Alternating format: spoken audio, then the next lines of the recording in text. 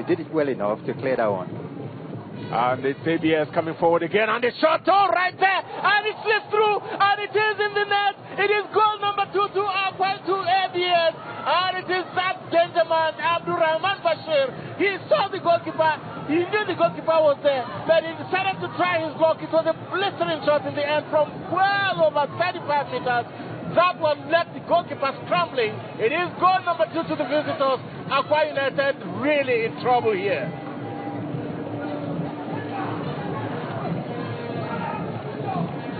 So Abdul Rahman, his second goal of the season, he scored a beauty of a goal against Bayelsa United, and today he has done it again from way off about 25 years.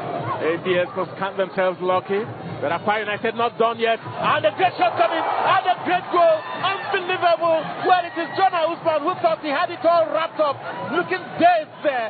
The start was a fantastic strike with the left foot coming from that man. His name is James Atamba. Nobody expected it. And look at the swing of that shot when the replay comes. That was incredible. Looking for long now is Usman. Usman, unbelievable. Just few minutes or seconds after he was messed up in the napping couple of times. Davis this time didn't find target, but if he keeps trying, he might just find the target that he needs. And he keeps trying, and then they gifted another one away to Ubongepai. Ubongepai beats his man. Ubongepai decides to go for goal. And that is goal number 2. That is the equalizer. Incredible 90 seconds here. Unbelievable. Did you see that? A scramble in the box, and at the end of the day, I think it was Atamba who was able to nudge the ball forward. Indeed. Well, I'm told it is Sharafa Usman. It was the melee there. All hell was let loose inside the box. And Ubangepai was the man that started it all. Ubangepai has been a thorn in the flesh for the ABS players. But this time, check out the way Sharafa just... Really, but Aqua United have fought for this reply. They fought with the response. All right, so that was one of the games of...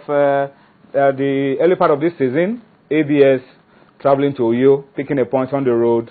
It was a game they should have won actually, but then they allowed a 2-goal lead slip off their hands, and it ended up being 2-2. Nodi, very quickly, let's spend some time to reflect on the Nigeria Professional Football League. We talked about this yesterday. Club owners, LMC on one side, still talking, trying to find a way out of the logjam. In the interest of Nigerian football, once again, I want to appeal to these parties to reach a compromise. Because of the players. Because of the league, the players, and those of us who like to talk about the league. Please reach a compromise. But then, what is happening from the club owner's perspective? Which we hear that they have suspended Warri Wolves from all their activities, not from football on the pitch, but from all their activities. They can't come for their meetings. They can't be part of their deliberation. How exactly does this pan out? Well, you know, after the... I think it has to do with the fact that Warri was suspended the vice chairman, Alex Amudo, for turning up in Abuja for that meeting. For their meeting. So they felt snowball into the sack of the LMC, the pronouncement, and they said how can Warri do that? But the club has the reason for taking this decision, because I don't know, maybe they should respect the decision of the club. They should respect the decision of the club, because from what I gathered from that decision of the club is that he left for the meeting without the consent of the club. And I don't know, because when you have your employer and your employer say, why did you have to go for a meeting and you didn't let me know? I don't know. But the best option is that because they shouldn't, because I think they should allow. It wasn't that they went for the meeting without permission. The decision that they took was not the position of the Delta State government. So they felt it should have voted against maybe the resolution that they took. Because the gathering was that everybody was on the same page and there was no dissenting voice, which Delta State felt was a slight on what they wanted as the owners of Warri Wolves. But you know my take on this is that you can go for a meeting and choose not to be... And vote against whatever recommendation there are. Abstinence is not an offense. They won't kill you. We've seen decision. Anyway, that decision has been taken, but where does that leave Warri Wolves now?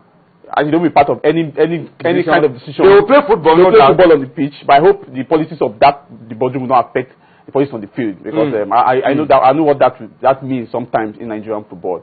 I hope they come to it. I hope they resolve this, because it's taking a different dimension. It's like an implosion now. You are fighting yourself. That's what it means. And what does that state is that even the club owners are not united in themselves. If they can, but I think they should have the better ways of handling this matter until they deal with the matter of the LMC before they come back to the World Wars issue. Because the LMC matter is their biggest challenge. It's not the World Wars issue. Just one out of maybe 3 left out. 17. Anyway. 16 of them are still within that. Are still holding a particular position. A position. No, World Wars is just one of them. It's just one. Let's allow that particular LMC matter to have.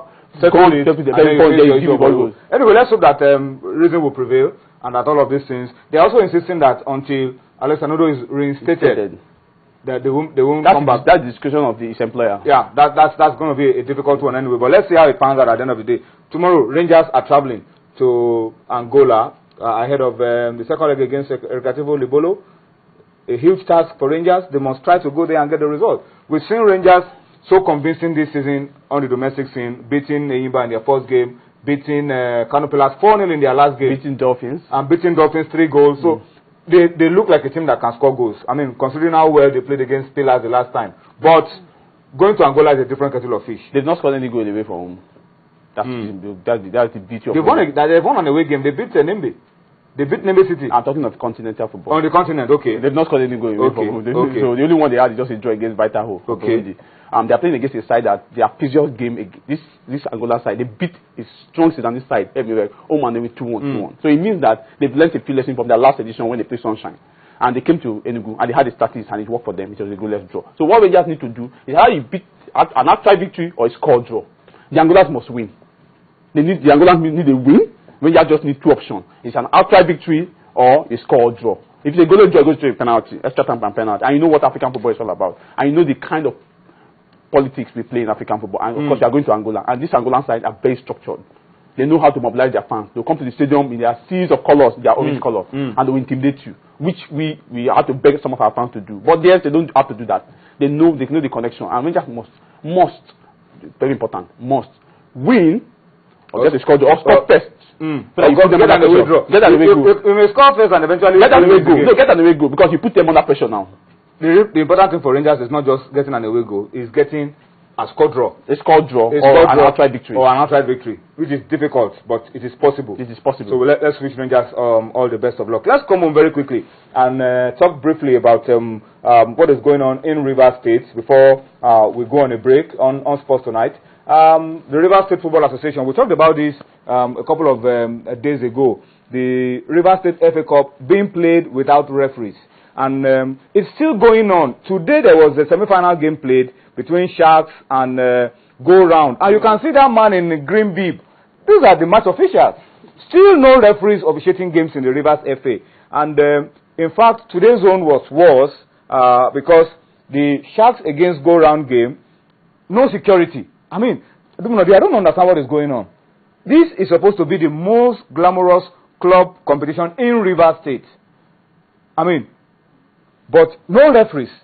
That in itself reduces the quality of the competition, no referees, and then no security around the game, because we were told that the go-round against Sharks game was going on. A miscreant came onto the field, took the ball, and pronounced to everybody that the game is over. Look at those guys in the green bib who look like people warming up. No, those are the match officials. They look like ball boys or stewards. They look like stadium stewards, but they are match official. And I can't. I hope the political impulse in Rivers is not affecting football on the pitch, because I think this is an embarrassment to Nigeria. I think Nigerian football position must come around in. It's not compulsory Rivers will present a team in the Federation Cup. You unify all the results if that stands, because it's semi-final. It means that if you can go on in the semi-final, it must have been going on in the other games. No. All the games they played so far in the Rivers FA Cup have not been officiated by referees. Last year, Yobe State did not present any team. It's not compulsory that all the teams must present team. All the states. Then you suspend. You just say unify all the games of the Federation Cup involving Rivers State. They won't present any team. That's what it means. It's a shame.